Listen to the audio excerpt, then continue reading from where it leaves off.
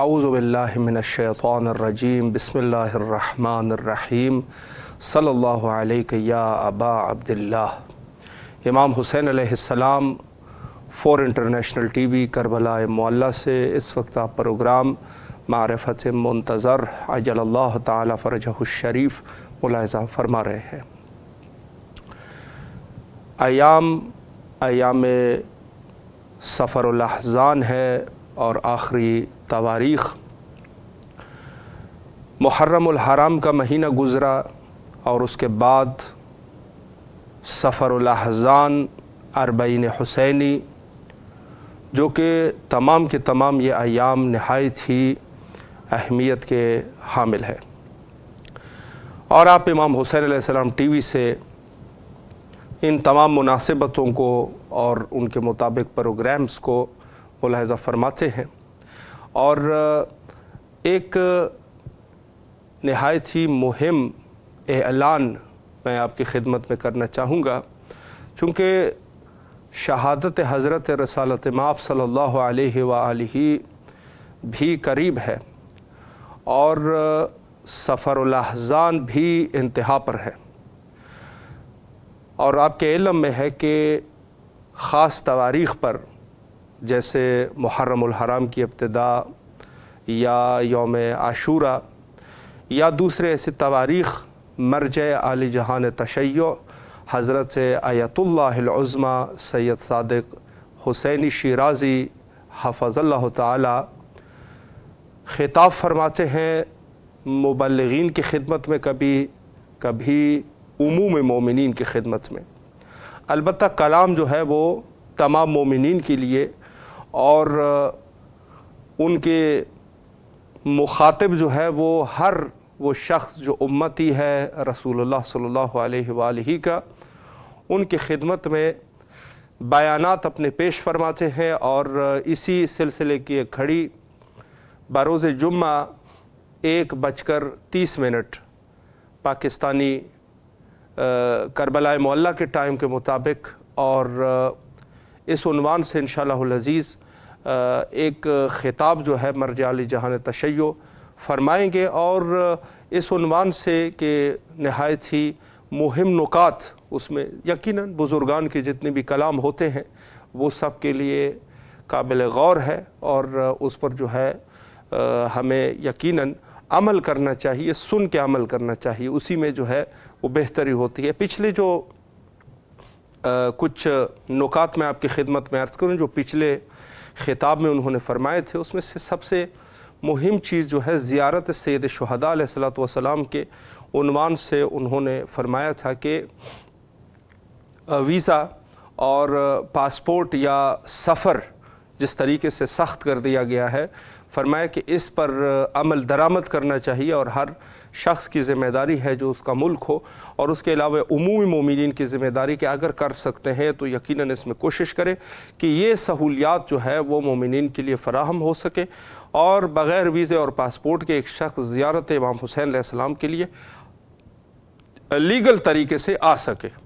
یہ ایک جو ہے وہ نہایت ہی مہم نکتہ تھا جو انہوں نے فرمایا تھا، اربعین کے حوالے سے بھی البتہ یہ مخصوصاً جو ہے چونکہ جو زیارت کا موقع ہے وہ خود اربعین ہے، اور اس کے علاوہ دوسرے مواقع پر بھی زیارتیں ہوتی ہے۔ دوسری چیز جو تھی اس میں سے مہم جو نکات میں سے وہ یہ ہے کہ خود امام بارگاہوں کی تعمیر اور اس میں مناسبت کے ساتھ ساتھ ان کو ایک دینی درسگاہ بنا دینا، یہ بھی انہی ذمہ داریوں میں سے ہے۔ اور اس کے علاوہ جو ہے نوجوان نسل کی شادیاں، اس عنوان سے بھی انہوں نے نہایت ہی مہم نکات فرمائے تھے کہ نوجوان نسل کے لیے شادی کا بھی اہتمام کر دیا جائے تاکہ ہر شخص جو ہے وہ شادی کر سکے، اور جو مشکلات ہے اگر نہیں ہو رہے مالی اعتبار سے یا دوسری مشکلات ہے تو اس کو حل کیا جا سکے۔ اور اس کے علاوہ مزید جو ہے اعزائے سید شہداء علیہ الصلوۃ والسلام کے عنوان سے کہ اگر کوئی شخص جو ہے مثلاً کر سکتا ہے لیکن کر نہیں رہا تو وہ پھر خذلان کہ اس میں آ جائے، جو حدیث کا انہوں نے حوالہ دیا تھا۔ تو یہ سب کے سب وہ نکات ہیں انشاءاللہ العزیز، اس دفعہ بھی میں بھی منتظر ہوں آپ کے ساتھ ساتھ، اور یہ جو سخنرانی ہے اور خطاب ہے، یہ اردو زبان میں بھی ڈب کیا جائے گا، یعنی اردو ڈبنگ کے ساتھ جو ہے آپ کی خدمت میں اس خطاب کو پیش کیا جائے گا۔ قم المقدسہ سے معظم اللہ بیت شیرازی، بیت ایت اللہ العظمیٰ شیرازی میں یہ جو ہے اس کا اہتمام ہے، اور وہاں سے جو ہے اردو ڈبنگ کے ساتھ انگلش میں بھی اور دوسری زبانوں میں بھی ڈب کیا جائے گا، عربی میں بھی ڈب کیا جائے گا۔ تو یہ بہت ہی نہایت ہی مہم ہے، اور میں کہنا چاہ رہا تھا کہ اس پر جو ہے سب سے پہلے آپ کو خبر دوں۔ در حقیقت بات یہ ہے کہ بزرگان کے کلام ہو ان ایام کے اعتبار سے کہ جو عظیم ایام ہے، عظیم ایام جو قرآن مجید میں فرمایا کہ وَذَكِّرْهِمْ بِأَيَّامِ اللَّهِ، یعنی ان لوگوں کو خدا کے ایام کی طرف اس کا تذکرہ ان کے لیے کر دو، ان کو یاد دلاؤ کہ کون سے خدا کے دن ہے۔ اللہ اکبر، خدا کے دن جو اللہ کے دن ہے۔ میں نے ابھی آپ کو کہا کہ جیسے خود مرجع علی قدر مختلف جو ایام اللہ ہے، خدا کے دن ہے، اسی اعتبار سے سخنرانی اور خطاب کا اہتمام فرماتے ہیں اور مومنین کے لیے نکات کو ذکر کرتے ہیں۔ در حقیقت یہ چیز جو ہے وہ قرآن مجید میں فرمایا کہ وَذَكِّرْهُمْ بِأَيَّامِ اللَّهِ، اور ان لوگوں کو ایام اللہ کی طرف جو خدا کے دن ہے اس کا تذکرہ کرو، ان کو یاد دلاؤ۔ حدیث میں وارد ہے کہ یہ ایام اللہ جو خدا کے دن ہے یہ 3 دن ہے۔ ویسے تو جیسے میں نے عرض کر دیا کہ ہر وہ دن جو اللہ کی یاد دلائے، بالکل ایام بھی تو شعائر اللہ ہوتے ہیں نا، کچھ دن ایسے ہوتے ہیں جو خدا کے شعیرے ہوتے ہیں، خدا کے یعنی شعیرہ اور خدا کا دن، یہ اس عنوان سے کہا جاتا ہے کہ ہر وہ دن کہ جو آپ کو یاد خدا میں ڈال دے وہ خدا کا دن ہے، خدا کا ہی دن ہے جو آپ کو یاد خدا میں ڈال دے۔ کوئی ایسا واقعہ، کوئی ایسی مناسبت جیسے عاشورہ کا دن ہے مثلا، انسان جو ہے وہ خدا کی یاد میں چلا جاتا ہے، یا جو ہے 40 کا دن ہے، یا 15 شعبان کا دن ہے، یا 13 رجب کا دن ہے، یا شعبان کے اوائل تواریخ میں 3 اور 4 تاریخ ہے، اور اس کے علاوہ جو ہے ماہ رمضان عظیم کے تاریخیں، اور خود پورا ماہ جو ہے وہ عظمت کی ماہ ہے، مہینہ ہے، عظمت کا مہینہ ہے۔ لیکن اس میں سے جو ہے مثلا جو شبہ قدر ہے وہ بھی ایام اللہ ہے، اور اس کے علاوہ ہر وہ دن، بلکہ جمعے کو کہا گیا، عیدوں کے بارے میں کہا گیا، جو عید ہے عیدوں کو بھی ایام اللہ کہا گیا ہے۔ ایام اللہ یعنی خدا کے دن ہے یہ، اور امام کا حدیث بھی، امام کی طرف سے حدیث بھی ہے کہ ایام اللہ عید جو ہے وہ مومن کے لیے 4 عید ہے، الفطر والضحیٰ والجمعہ والغدیر، اور اس میں سے جو ہے جو عید فطر، عید قربان ہے، پھر جو ہے وہ جمعے کا دن ہے، اور پھر جو ہے وہ عید غدیر ہے جس کو عید اکبر کہتے ہیں۔ تو یہ سب کے سب، چاہے وہ خوشیوں کے دن ہے یا ایام غم ہے، یہ خدا کے دن ہے، ایام اللہ ہے۔ انہی دنوں سے جو ہے انسان یاد خدا میں مگن ہو جاتا ہے، انسان اللہ کے نزدیک ہو جاتا ہے۔ جس طریقے سے ایک شعیرہ اللہ کے، یہ بھی شاعر میں شامل ہے، وَمَنْ يُعَظِّمْ شَعَائِرَ اللَّهِ فَإِنَّهَا مِنْ تَقْوَى الْقُلُوبِ، یہ سب جو ہے وہ انسان کے دل کو تقویٰ دینے والی ہے۔ وہ شخص جو ہے وہ اللہ کے نزدیک متقی ہے، پرہیزگار ہے، اور حتیٰ کچھ دنوں کو، اللہ کا قانون بھی ہے، کچھ دنوں کے اوپر فضیلت بخشی، کچھ انبیاء کو کچھ انبیاء کے اوپر فضیلت بخشی۔ یہ جو بعض لوگوں نے جنجال بنایا ہوا ہے کہ وہ نہیں ہے، تو ہر انسانوں میں بھی سے انسانوں سے بعض انسانوں کے اوپر فضیلت اللہ بخش دیا ہے ان کو۔ ایک قوم کو دوسری قوم پہ، یہ فرقہ واریت نہیں ہے، یہ اللہ کی مشیت ہے۔ اللہ نے 5 انگلیاں ایک طرح نہیں بنائی ہے، تو انسانوں میں بھی ایسے ہوگے۔ لیکن یہ ہے کہ اگر وہ غلط تفسیر نہ ہو جائے کسی چیز کی، صحیح تفسیر ہونی چاہیے، تفسیر صحیح ہو، علمی تفسیر ہو، احادیث سے ثابت شدہ تفسیر ہو تو وہ صحیح ہے۔ اللہ دیتا ہے فضیلت، ایک انسان کو دوسرے انسان پر فضیلت دے دیتا ہے، ایک ماہ کو دوسرے ماہ پہ فضیلت دے دیتا ہے۔ جیسے کچھ ماہوں کو، مثلا 4 ماہ جو ہے ان کو باقی مہینوں کے اوپر فضیلت دی، کچھ دنوں کو دنوں کے اوپر فضیلت دی۔ یہ اللہ کی منشا ہے، ہر چیز کو جو ہے وہ کسی دوسری چیز کے اوپر فضیلت دے دیتے ہیں۔ تو عرض کروں آپ کی خدمت میں کہ اللہ کی مشیت جو ہے وہ یہ ہے، خدا کی مشیت ہے۔ اب یہاں پہ لیکن مخصوصاً اس آیت کریمہ کے لیے وَذَكِّرْهِمْ بِأَيَّامِ اللَّهِ، اس کے لیے جو تفسیر ہمارے پاس ہے، تفسیر اہل البیت علیہ السلام میں فرمایا کہ اس سے جو ایام اللہ ہے، خدا کے دن ہے، ویسے تو سب خدا کے دن ہے، جیسے میں نے عرض کر دیا کہ ہر وہ دن جس سے انسان اللہ کے قریب ہوتا ہے، قرب خدا کا باعث بنتا ہے، وہ اللہ کا ہی دن ہے۔ لیکن یہ تین دن جو حدیث میں ہے کہ فرمایا کہ ایام اللہ جو ہے وہ 3 دن ہے، جو بالخصوص 3 دن ہوں گے، اور وہ 3 دن یہ ہے کہ پہلا دن جب حضرت امام زمانہ عجل اللہ تعالی فرجہ الشریف ظہور فرمائے، ظہور کا دن پہلا خدا کا دن ہے، پہلا خدا کا دن ظہور کا دن ہے۔ اس وقت جب خانہ کعبہ کی دیوار پر حضرت تشریف فرما ہوں گے، وہاں تقیہ کیا ہوگا اور لوگوں کو دعوت الہی، دعوت عمومی لوگوں کو دے رہے ہوں گے، یہ جو ہے وہ خدا کا دن ہوگا۔ یوم ظہور کو ان ایام اللہ میں سے، ایام اللہ جو اس آیت کریمہ میں ہے، اس کو کہا گیا ہے کہ یہ جو ہے وہ خدا کا دن ہے، یعنی ظہور کا دن خدا کا دن ہے، کہ جس دور میں کہتے ہیں کہ فوج در فوج سیدخلون فی دین اللہ افواجا، فوج در فوج لوگ جو ہے وہ امام زمانہ عجل اللہ تعالی فرجہ شریف کی طرف جانا شروع کر دیں گے۔ خدا کا دن ہے، یہاں پر صرف خدا کی بات ہوگی، یہاں جو ہے فتح جو ہے وہ صرف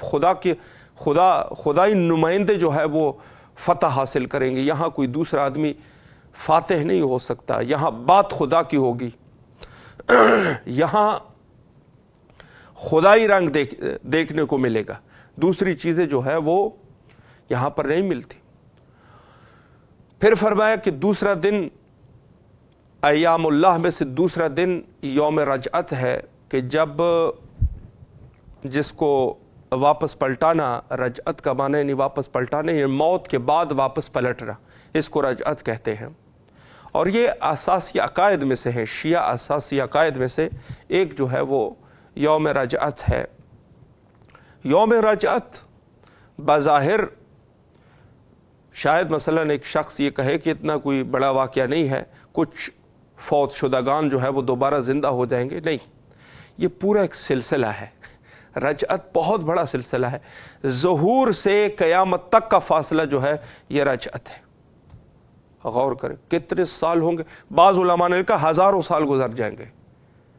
یعنی رجعت کہتے ہیں سب سے پہلے رجعت کرنے والے شخصیات میں سے حضرت سید شہداء علیہ الصلوۃ والسلام ہوں گے۔ حضرت تشریف لائیں گے، اور یہاں تک ایک روایت ہے کہ جب حضرت امام زمانہ اجل اللہ تعالی فرجہ شریف شہید ہو جائیں گے تو امام حسین علیہ السلام اپنی قبر میں ان کو جو ہے وہ دفن کر لیں گے۔ یہ بھی ایک روایت ہے کہ اپنی قبر میں حضرت کو دفن فرمائیں گے، اور پھر جو ہے باقی ائمہ اطہار علیہ السلام کے ادوار شروع ہو جائیں گے، اور یہ سلسلہ جو ہے اسی طریقے سے دوبارہ تا قیامت، بعض نے کہا یہ ہزاروں سال، بعض نے کہا 50,000 سال گزر جائیں گے، واللہ العالم کتنا عرصہ ہوگا۔ لیکن یہ پورا کے پورے چونکہ ائمہ ایک دفعہ آ چکے ہیں، پھر دوبارہ جو واپس پلٹیں گے ائمہ اطہار علیہ السلام، اور ان کے ساتھ جو ان کے اصحاب واپس پلٹیں گے۔ مثلا ایک روایت جو ہے اس دن میں دیکھ رہا تھا، حضرت ابو دجانہ ایک بہت ہی نہایت ہی رسول اللہ کے نہایت ہی مخلص اصحاب میں سے گزرے ہیں، تو اس میں سے روایت جو امام جعفر صادق علیہ السلام کی روایت ہے، فرمایا کہ شہر کوفہ کے پیچھے سے 27 لوگ جو ہے وہ رجعت فرمائیں گے، 27 لوگ، اس میں سے 15 لوگ قوم حضرت موسیٰ علیہ السلام میں ہوں گے، 15 لوگ ہوں گے جو موسیٰ کے ساتھیوں میں سے ہوں گے، اور 7 افراد جو ہے وہ اصحاب کہف میں سے ہوں گے، ان اصحاب الکہف والرقیم کانوا من آیاتنا عجبا، یعنی اصحاب کہف جو ہے وہ خدا کے آیات میں سے ہے، خدا کی نشانیوں میں سے ہیں۔ کہتے ہیں یہ 7 افراد ہے، وہ 7 افراد جو ہے وہ حضرت امام زمانہ اجل اللہ تعالی فرجہ الشریف کے ساتھ جو ہے وہ واپس پلٹ جائیں گے، اور اس کے علاوہ جو ہے فرمایا کہ اور جو ان کے ساتھ بچ جائے، یعنی 5 افراد جو ہے وہ رسول اللہ کے خاص اصحاب میں سے ہوں گے، جس میں سے حضرت سلمان محمدی، حضرت مالک اشتر، حضرت مقداد، اور اس کے علاوہ آپ کی خدمت میں عرض کروں کہ مقداد کے بعد جو ہے وہ حضرت ابو دجانہ انصاری رضوان اللہ تعالیٰ علیہم اجمعین، یہ سب جو ہے یہ حضرت امام زمانہ اجل اللہ تعالیٰ فرجہ شریف کے ظہور کے لیے واپس پلٹا دیے جائیں گے، شہر کوفہ سے جو روایت میں موجود ہے۔ تو میں اس عنوان سے کہہ رہا تھا کہ رجعت جو ہے وہ کوئی 1-2 دن نہیں ہے، رجعت جو ہے وہ بہت بڑا ایک بہت بڑا عرصہ ہے، یعنی اس کو یہ کہا جا سکتا ہے، رجعت کو ایسے اب تعبیر کریں گے جیسے ہم یہ کہیں کہ مثلا ایک چیز ہم اگر مثلا کم از کم کا میں کہہ رہا ہوں کہ اگر مثلا یہ کہے کہ جتنے انبیاء علیہ السلام سے حضرت آدم علیہ السلام سے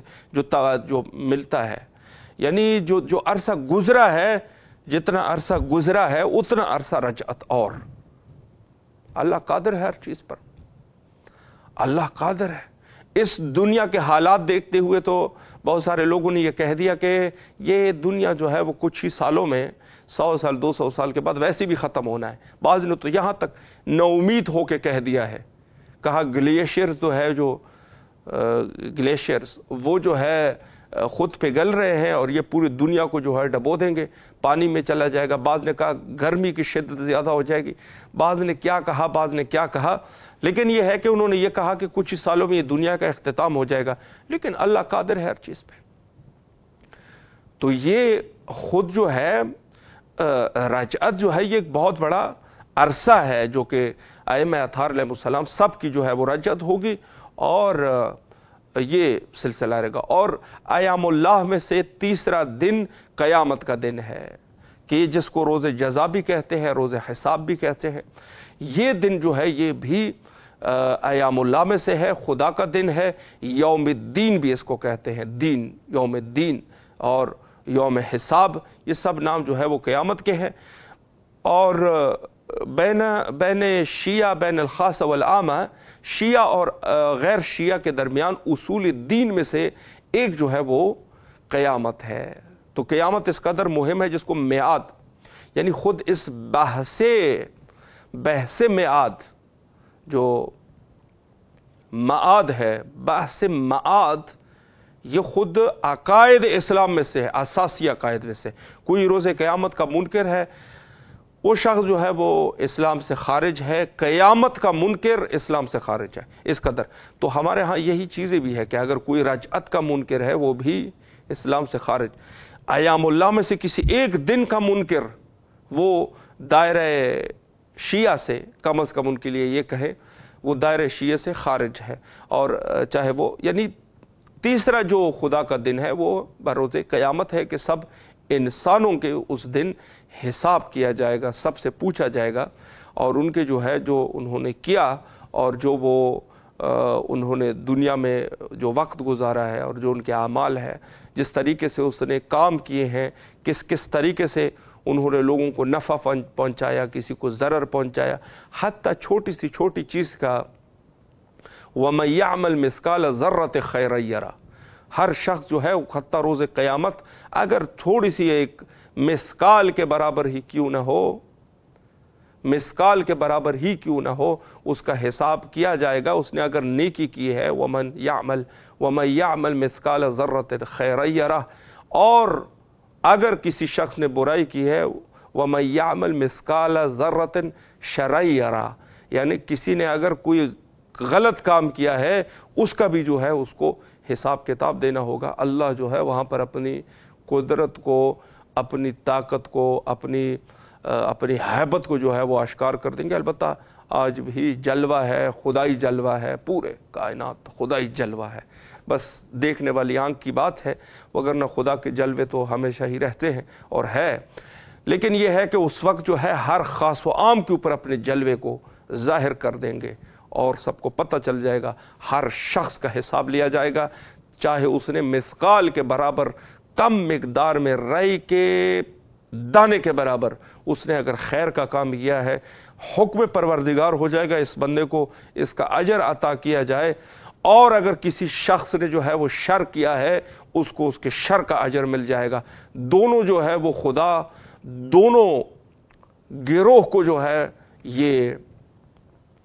جو عدل الہی کا تقاضا ہے اس کے مطابق ان کو دے دیا جائے گا. البتہ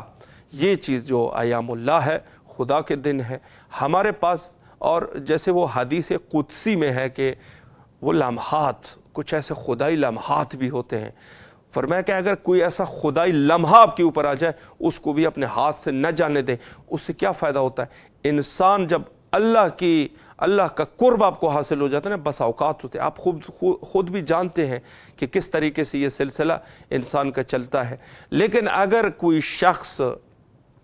وہ لمحہ آپ کے اوپر آ جائے، ایک دفعہ انسان ایسے ہو جاتا ہے کہ اس کا دل ٹوٹ جاتا ہے، وہی تو سجدے کا وقت ہے.